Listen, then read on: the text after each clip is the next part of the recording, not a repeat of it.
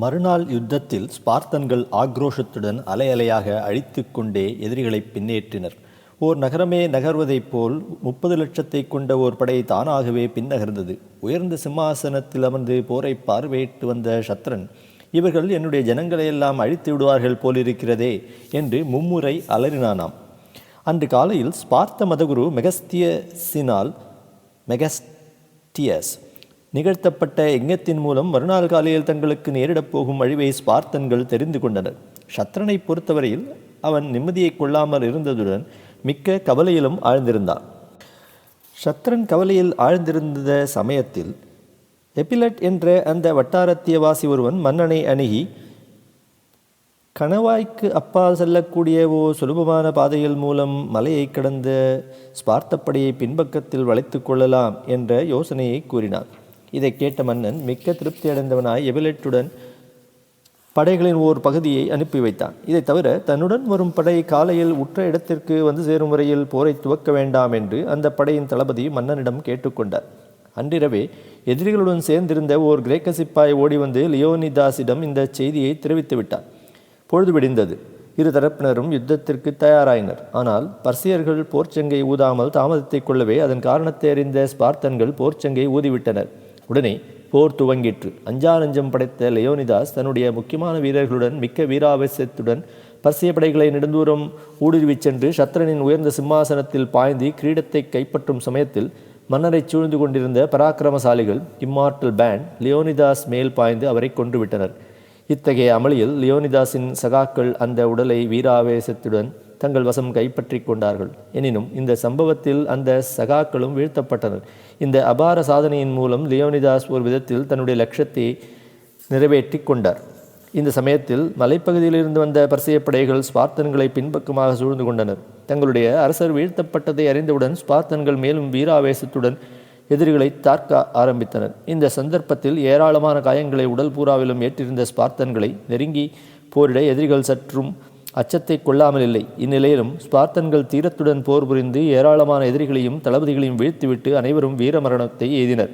இந்த யுத்தத்தில் பர்சிய படையில் 20,000 பேர் மாண்டனர். லியோனிதாஸின் ஹிருதயத்தில் கேசம் இருந்ததாக சொல்லப்பட்டிருக்கிறது. லியோனிதாஸை சரித்திர காலத்திய அபிமன்யு என்று குறிப்பிட வேண்டும். அவர் ஹெர்குலிஸின் நேர் வம்சத்தில் வந்தவராவார். ஸ்பார்த்தன் என்றாலே நடுக்கத்தை ஏற்றுவிட்டவனும் ஸ்பார்த்தாவில் மேலும் 8,000 வீரர்கள் தயாராக இருப்பதை டெமாட்ரட்டஸின் மூலம் தெரிந்து கொண்டவனுமான சத்ரன் ஸ்பர்த்தாவை அழிக்கும் நோக்கத்தை கைவிட்டு விட்டார். நிற்க all these were interred in the place where they fell, together with such of the confederates as were slain before the separation of the forces by Leonidas. Upon their tomb was this inscription: Here once from Pelops, sea-girt region brought 4,000 men, 3 hostile millions fought. This was applied to them all collectively. The Spartans were thus distinguished. Go, stranger, and to listening Spartans tell, that here, obedient to their laws, we fell. There was one also appropriate to the prophet Megistias. By Medes, cut off beside Spercheius' wave, the seer Megistias fills this glorious grave, who stood the fate he fell foresaw to meet, and linked with Sparta's leaders' scorned retreat. All these ornaments and inscriptions that of Megistias alone accepted were here placed by the Amphictyons. டெல்பியில் பிரகாசித்து வந்த தெய்வீக பெரியோர்கள். Their tomb, as Simonides sang, was an altar, a sanctuary in which Greece revered the memory of her second founders. ஸ்பார்த்தன்கள் தங்களுடைய முடிவை அவ்வளவு சீக்கிரத்தில் எதிர்பார்க்கவில்லை. ஓர் கணிசமான அளவில் எதிரிகளை அழித்துவிட அவர்கள் உறுதி பூண்டிருந்ததுடன் அதை சாதிப்பதற்கு பல நாட்கள் வரையில் நீடிக்கக்கூடும் என்று நினைத்திருந்தனர். ஆம், அந்த எபிலட் என்ற கிரேக்க துரோகி பர்சியர்களுக்கு மலைப்பாதையை காட்டிக் கொடுக்காமல் இருந்திருந்தால் ஸ்பார்த்தன்கள் தங்களுடைய உத்தேசத்தை நிறைவேற்றியிருப்பார்கள். ஸ்பார்த்த மதகுரு முந்திய நாளன்று புரிந்த அக்னி ஹோமத்தின் மூலம் தங்களுக்கு மறுநாள் காலையில் நேரப்போகும் வீழ்ச்சியை முன்கூட்டி கண்டுகொண்டு விட்டார். தெர்மோஃபைலே போருக்கு பிறகு சத்ரன் அண்டைய கிரேக்க நாடுகளை பார்வையிட்டுக் கொண்டே ஏதென்ஸை நோக்கி புறப்பட்டான். தன்னிடம் சரணடையாத பல நகரங்களையும் கோவில்களையும் தீக்கிரையாக்கினான். நிற்க தலைநகரின் குன்றில் ஓர் எத்தினி போலியாவின் கோவில் அமைந்திருந்தது. புராதன காலத்திலிருந்தே ஓர் சர்ப்பம் அந்த கோவிலில் குடிகொண்டிருந்தது. தனக்கு சமானமான ஸ்தானத்தை அந்த புனித சர்ப்பத்திற்கு அளித்திருந்தாள் தேவி. அனுதினமும் தேனை அறிந்து வந்த சர்ப்ப தெய்வம் இந்த அந்நிய படையெடுப்பின் போது அருந்த மறுத்துவிட்டது. இந்த சம்பவத்திலிருந்து மக்கள் நகரங்களை காலி பண்ண வேண்டிய அவசியத்தை பெரியோர்கள் அறிந்து கொண்டனர். அபே என்ற க்ஷேத்திரத்தில் குடிகொண்டிருந்த அப்பல்லோவின் ஐஸ்வர்யங்களை கைப்பற்றி கோவிலை தீக்கிரையாக்கிய பிறகு ஓர் படையை டெல்பிக்கு அனுப்பி அவ்விடம் இருக்கும் செல்வங்கள் அனைத்தையும் தனது காலடியில் கொண்டு வர ஆங்கியிட்டான் மன்னன். பரமேஸ்வரனுக்கு ஜீயஸ் குமாரனாக பிறந்த அப்பல்லோ பர்னாசு என்ற மலையில் தனது பிரதான கோவிலை அமைத்து கொண்டிருந்தார். டெல்பியை நோக்கி எதிரியின் படைகள் வருவதை அறிந்து நடுங்கி போன டெல்பி பெரியோர்கள் கோவில் பொக்கிஷங்களை அப்புறப்படுத்தவோ அல்லது புதைத்து வைக்கவோ அப்பல்லோவின் திருவுள்ளத்தை கோரினர். Evidences of superhuman aid soon appeared to encourage them. The sacred arms suspended in the interior cell, which no mortal hand was ever permitted to touch, were seen lying before the door of the temple. ஊரை விட்டு தப்பித்துக் கொள்வதற்கு ஆயத்தம் கொண்டிருந்த டெல்பிய மக்கள் இந்த தெய்வீக முகாந்திரத்தை கண்டதும் அதை ரத்து செய்துவிட்டனர். பர்சிய சேனைகள் மலையின் பாதி உயரத்தை அடைந்தவுடன் அவ்விடம் இருந்த ஓர் சிறிய எதீனி தேவியின் கோவிலுக்குள்ளிருந்து முழங்கின யுத்த கோஷம் சேனைகளை கதிகலங்க வைத்ததுடன் மலையின் இரு பகுதிகளிலிருந்து பெயர்ந்து விழுந்த பெரும் பாறைகள் அவர்களில் பெரும்பாலோரை அழித்தன. மேலும் சற்று உயரத்தில் இருந்த இரு துவாரபாலகர்களின் ஃபைலாக்கஸ் அண்ட் அட்டோனோஸ் கோவில்களிலிருந்து புறப்பட்ட பிரம்மாண்டமான பயங்கர உருவங்கள் யுத்த ஆயுதங்களுடன் இவர்களை துரைத்து எடுத்தன. நடுக்கத்துடன் பீதியடைந்த எஞ்சிய கூட்டமோ ஓடி தப்பித்துக் கொள்வதற்கு இயலாமல் மலைச்சரிவிலேயே விழுந்து மடிந்தன. இதைப் போலவே கிபி 3ஆம் நூற்றாண்டில் நிகழ்ந்த ஒரு சம்பவத்தையும் இவ்விடம் கீழே கொடுத்து விடுகிறேன். பொதுவாக இராஜாங்கத்தினர் மக்கள் முதலியவர்களின் தரத்தை பொறுத்து போர்க்காலங்களில் கோவில்களும் தாக்கப்படலாம். அவைகள் நாடுகளின் விதியாகும். பொதுவாக பகவான் தன்னை காப்பாற்றிக் கொள்வதாக கூறுவது கிடையாது. ஆனால் டெல்பி சம்பந்தப்பட்ட வரையில் அந்த க்ஷேத்திரத்தில் வாசம் செய்து வந்த தெய்வ விவேகிகள் அனைவரும் தூய்மையிலும் தெய்வீகத்திலும் மிகவும் சிறந்து விளங்கி வந்ததால் பகவான் அவர்களுக்கு அபயம் அளித்து அருளினார். இந்த தெய்வ விவேகிகள் ஆம்பிஸ்டயான்ஸ் என்று குறிப்பிடப்பட்டு வந்தனர். கிமு 3ஆம் நூற்றாண்டு வரையில் இந்த க்ஷேத்திரம் மாசுபடியாமல் பிரகாசித்து வந்தது. இப்பொழுது டெல்பியின் மீது படையெடுத்த கலதே என்ற ஜாதியினரின் கதியை தெரிந்து கொள்வோம். தி எமினேஸ் and Heratians, ridding themselves of the neighborhood of the barbarians by an act of treachery, showed Brahmins the path by which the olden days the Persians had turned Mount Akta. The Phocians who guarded it were thrown into confusion, and the army of the Greeks would have suffered the same fate as the soldiers of Leonidas, if it had not been fortunate enough to take refuge on the Athenian vessels. The Galate immediately proceeded towards Delphi. They had heard of the riches of the temples, and it was primarily for this that they had invaded Greece. The Delphians demanded of the oracle whether they should put the sacred treasure in a place of safety. The god answered, Pythia ordains that the votive offerings be left where they are. He will himself protect his sanctuary by means of white virgins. It was thus that Pythia indicated Artemis and Athene, the moon and the light. It was indeed the terrors of the night which triumphed over the barbarians. The noise of thunder, repeated by the great echoes of Parnassus, the mountain seat of Apollo, struck them with fear. Enormous fragments of rock detached themselves from the mountain and crushed them by thousands. Amidst the awe of the sacred woods, a prey to the mysterious terror which was ascribed to Pan, they rushed against one another. Enveloped in a whirlwind of hail and snow, they fled in confusion, pursued like wild bees through the deep gorges under the irresistible arrows of the archer who strikes them from afar. Brennus ordered them to burn their chariots and kill their 10,000 wounded who were hindering their flight. He himself, after taking copious draughts of wine, stabbed himself with his sword. What remained of this countless army succumbed to hunger, fatigue, and the attacks of the Aetolians and Dardani.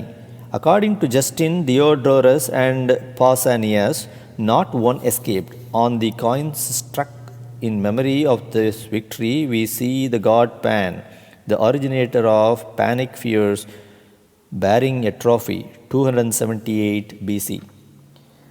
டெல்பியின் செல்வங்களை கொண்டு வர ஆக்ஞையிட்டுவிட்டு புறப்பட்ட மன்னன் சில நகரங்களையும் கோவில்களையும் தீக்கிரையாக்கிவிட்டு தன்னுடைய குறிக்கோளான Athens நகரை வந்தடைந்தான். Athens நகரில் மட்டுமல்லாமல் அட்டிகா நாட்டிலுள்ள மக்கள் அனைவரும் ட்ரோஜன், ஏஜினாஸ், சலாமிஸ் முதலிய இடங்களுக்கு குடிபெயர்ந்து விட்டார்கள். மனைகளை மட்டும் ஏற்று வந்த பிரதான கஷேத்திரம் பாலைவனம் போல் காட்சி அளித்தது. நகரம் தரைமட்டமாக்கப்பட்டது. எதீனி அம்பாளும் தனது வீட்டை முற்றிலும் அக்னிக்கிரையாக்கி கொண்டாள். அம்பிகைக்கு ஏதும் கஷ்ட நஷ்டங்கள் ஏற்படப் போவதில்லை. கஷ்ட நஷ்டங்கள் மக்களுக்குத்தான். காரணம் தூதர்களை கொண்டதற்காக.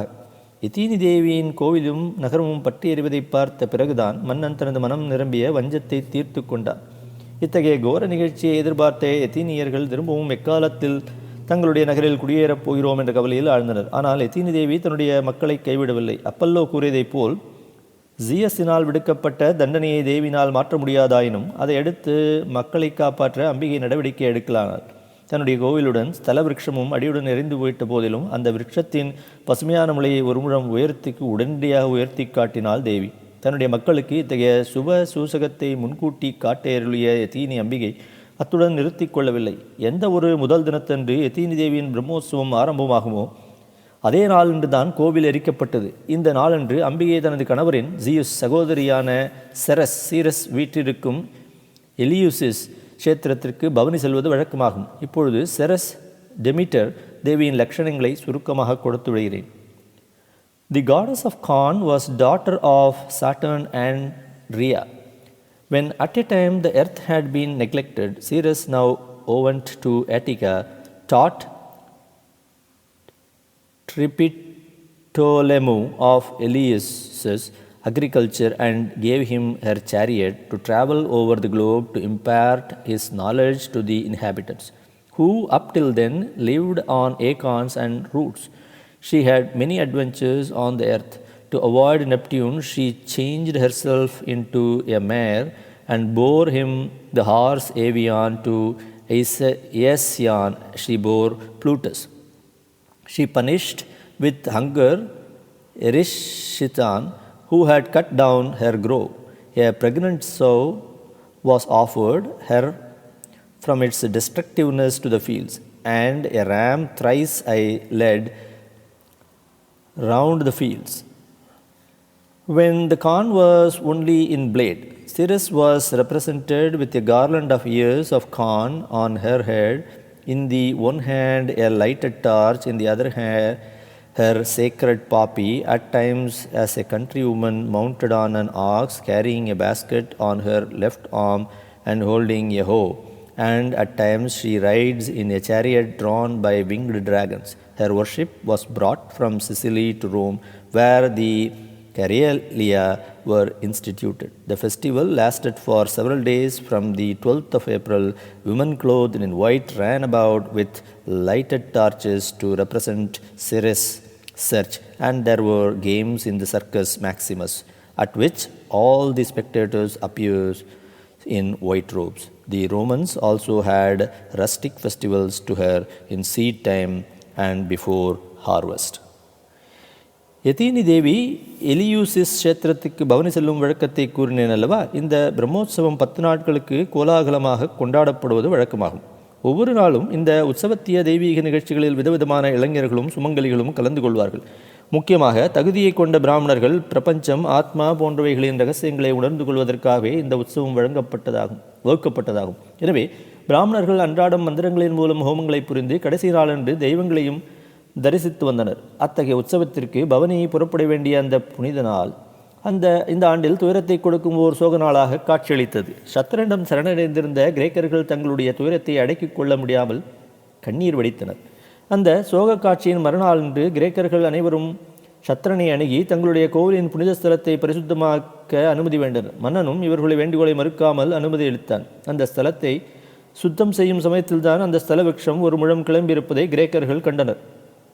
நிற்க சத்ருவிடம் அடைக்கலம் புகுந்திருந்த டிராமட்டஸை பற்றியும் அவருடன் இருந்த திகேயஸ் என்ற மதகுருவை பற்றியும் ஆரம்பத்திலேயே கூறியிருக்கிறேன். அன்றைய கோரக்காட்சியை கண்டு மிக்க துயரத்தில் ஆழ்ந்திருந்த திகேயஸுக்கு மட்டும் மந்திர கோஷத்துடன் தான் பவனி புறப்பட்டு போகும் உற்சவ காட்சியை பிரத்யட்சமாக காட்டிய அருளினாள் தேவி. எனவே இந்த பிரத்யக்ஷ காட்சியின் மூலமாகவும் அட்டிகா நாட்டுக்கு அபயமளித்தாள் Ambigai.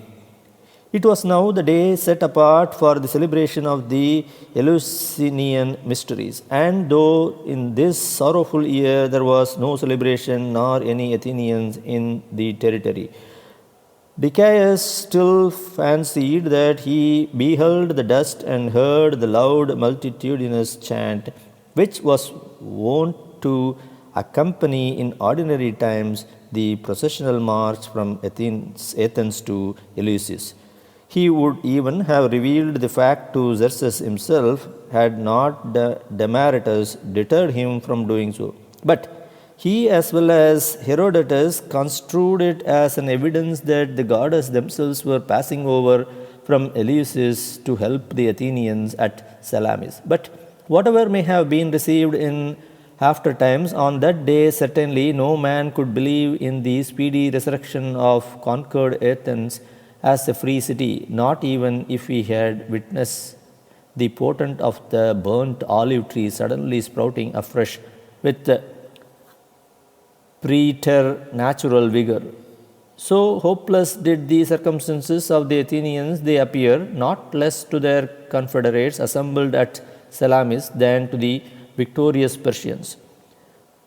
About the time of the capture of the Acropolis, the Persian fleet also arrived safely in the Bay of Phalerum, reinforced by ships from the Carystus as well as from various islands of the Cyclades, so that Herodotus reckons it have been as strong as before the terrible storm at Sepias Acte.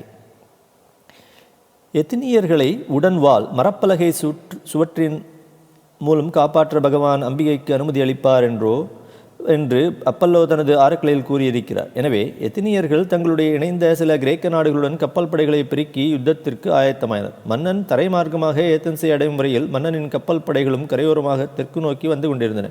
இதற்கிடையில் எத்தீனிய தலைவனான தெமிஸ்டோக்லஸ் எதிரிகளை சந்திக்க தனது கப்பல் படைகளுடன் வடக்கு திக்கில் சென்றான். இவைகளை செல்வதற்கு முன்பே எதிரிகளின் கப்பல்கள் மற்றொரு புயலினால் பாதிக்கப்பட்டிருப்பதாக எத்தினிய தலைவர்கள் அறியலானார்கள். எனவே தங்களுடைய அச்சத்தை சற்று போக்கிக் கொண்டனர். யூபோயியா என்ற ஓர் நீண்ட ஜலசந்தியில் ஆர்டெமிசியம் என்ற இடத்தில் கிரேக்கர்களும் எதிர்க்கரையில் சற்று கோணத்தில் இருக்கும் அப்போஎட்டே என்ற இடத்தில் எதிரிகளும் தத்தமருடைய முகாமை அமைத்து கொண்டனர். மறுநாள் போர் மூண்டது. எதிரிகளுக்கு சேதம் அதிகம், அஸ்தமனம் ஆயிற்று. அவரவர்கள் தம்முடைய முகாம்களை அடைந்தனர். அப்பொழுது அப்பட்டமான கோடைக்காலம். அன்றிரவில் ஓர் பயங்கரமான புயலையும் மழையும் எதிரிகள் முகாமில் மட்டும் தோற்று வைத்தாள் எத்தீனி தேவி.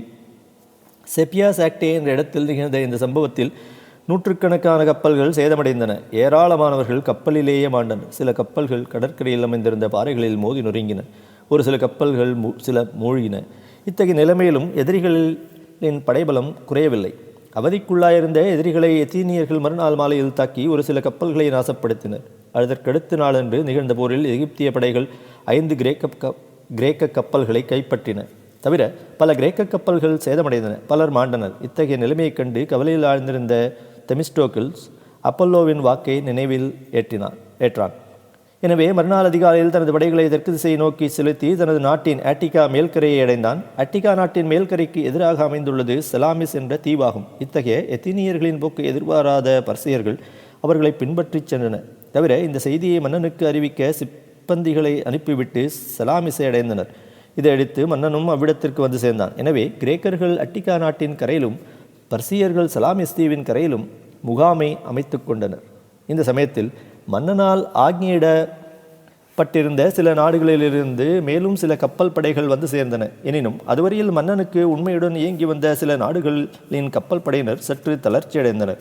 தவிர தங்களுடைய நாட்டின் பல கோவில்கள் அழிக்கப்பட்டு விட்டதை செவிற்ற கிரேக்கர்களும் சத்ரனுக்கு அடிமையைப் போல் உழைத்து வந்த மற்றவர்களும் பர்சிய கப்பல்களுக்கு இடையூறுகளை விளைவிக்க மனம் கொண்டனர். மற்றும் பலர் மிதத்துடன் இயங்கினர். மறுநாள் காலையில் எதிரிகளும் போருக்கு ஆயத்தம் கொண்டனர். சலாமிஸ் கடற்கரையில் செங்குத்தாக உயர்ந்து நின்ற ஓர் குன்றின் புருவத்தில் சிம்மாசனத்தில் அமர்ந்து பார்வையிட்டான் மன்னன். கிரேக்கர்கள் முதலில் போர் முழக்கம் தொடுத்தனர். அதே சமயத்தில் டலமான், ஏஜாக்ஸ், ஏசிட், ஏயுஸ் போன்ற சில யுத்த தெய்வங்களிடமிருந்து வெற்றி உறுதியை பெற்ற நாடுகள் தத்தமருடைய கடற்படைகளுடன் எதினியர்களை அடைந்தனர். போர் துவங்கியது. யுத்தத்திற்கு தேர்ந்தெடுக்கப்பட்ட இடம் குறுகியதாக இருந்ததினாலும் எதிரிகளின் கப்பல்கள் ஒரே கூட்டமாக இயங்க நேரிட்டதாலும் கப்பல்கள் ஒவ்வொன்றும் முன்னேற முயற்சிக்கும் போது ஒன்றையொன்று மோதிக்கொண்டதினாலும் அவர்களுக்குள்ளேயே இடையூறுகளை விளைவித்துக் கொண்டனர். ஒவ்வொருவரும் தத்தமுடைய கப்பல்களை காப்பாற்றிக் கொள்ள நடவடிக்கைகளை கொண்டபோது முன்னணியில் இருந்த கப்பல்களுக்கும் சற்று சேதம் விளையாமல் இல்லை. முற்றிலும் சேதமடைந்து விட்ட கப்பல்கள் நடுவே அப்படியே நின்றுவிட்டன. இத்தகைய குழப்பத்தை எதிரிகள் ஏற்று வந்த சமயத்தில் கிரேக்கர்களை முன்னேறும்படியாக ஆகாசத்தில் பறந்தவாறு ஒலிபரப்பினாள் எதீனி தேவி. The Greeks, unaware of the enemy's perplexity, though near them, became hesitated and even backed water for a space, until the retrograde movement was arrested by a supernatural feminine figure hovering over them, who exclaimed with a voice that rang through the whole fleet, "Ye worthies, how much farther are ye going to back water?" The very circulation of this manifestable augury and the divine favor bestowed upon them encouraged the Greeks and reminded of the oracles to the Athenians. இத்தகைய பிரத்யட்சமான தெய்வீகருளை ஏற்ற கிரேக்கர்கள் முன்னேறியவாறு எதிரிகளை துணிந்து தாக்க ஆரம்பித்தனர். எதிரி படையினர்களில் பலர் தீரத்துடன் போர் புரிந்தாலும் அவர்கள் வீழ்த்தப்பட்டு கப்பல்களும் கைப்பற்றப்பட்டன. எதிரிகளில் சிலர் தங்களுடைய நேச நாடுகளையே தாக்குவதன் மூலம் கிரேக்கர்களின் சீற்றத்திலிருந்து தப்பித்துக் கொள்ள முயன்றனர். கிரேக்கர்களின் தரப்பிலும் சேதங்கள் குறைவாக மதிப்பிடுவதற்கில்லை. அன்றைய போரில் 40 கிரேக்க கப்பல்களும் 200 எதிரிகளின் கப்பல்களும் அழிக்கப்பட்டன. மன்னனுக்கு அடிமைப்பட்டிருந்த சில நாடுகளின் கப்பல் படையினர் யுத்தகலத்திலிருந்து தப்பித்துக் கொண்டனர். கிரேக்கர்கள் சில படையினரை கப்பல்களுடன் கைதியாக்கினர். போர் அந்த அஸ்தமனத்துடன் முடிவடைந்தது நிற்க. எதிரிகள் பல அவதிக்குள்ளாயிருந்த ஆளும் கூட இன்றைய போரில் எதீனியம்பால் தலையிடாமல் இருந்திருந்தால் கிரேக்கர்கள் வெற்றியை பெற்றிருக்க முடியாது. A king sat on the rocky brow, which looks over sea born Salamis, and ships by thousands lay below, and men in nations all were his. He counted them at break of day, and when the sun set, where were they? Byron.